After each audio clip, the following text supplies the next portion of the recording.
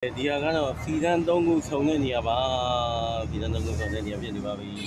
ကျင်းပူတော်လမ်းမှာခင်ဗျဟိုဘက်ကျင်းပူတော်လမ်းထဲမှာလည်းကားတဲ့အရှိပါနောက်ဘက်မှာလည်းကားတဲ့အရှိပါ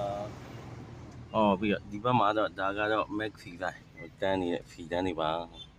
စီတန်းတော့ဘာဖြစ်လို့3တန်းဖြစ်သွားလေတော့မသိဘူးကားကြီးတွေကတော့ပုံမှန်တန်းမင်းလား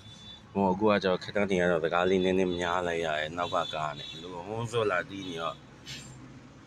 လှည့်ကြည့်လိုက်တယ်လှည့်ကြည့်ရဲ့အချိန်မှာသူကလည်းဘယ်အကောင်တွေမှမသိဘူးရဲ့ကြားဖြတ်နေရလို့ပြောလို့ကိုတွေလည်းဟိုးနောက်ကနေတန်းစီလာတာအဲ့ဒါကိုကြားဖြတ်လေးပြောတော့စကားလေးများပါလားဒီတိုင်းမှာပဲလမ်းအော်လိုက်တော့ပါဒီပါဗျလူတွေကလည်းအကုန်လုံးကစိတ်ကြီးပင်ပန်းနေတော့မလွယ်ပါဘူးစီတန်း3ခုဖြစ်တာတော့စီတိုင်းနဲ့ပဲထိုင်မှလည်းရှင်ပါချင်းကျွန်တော်ကတော့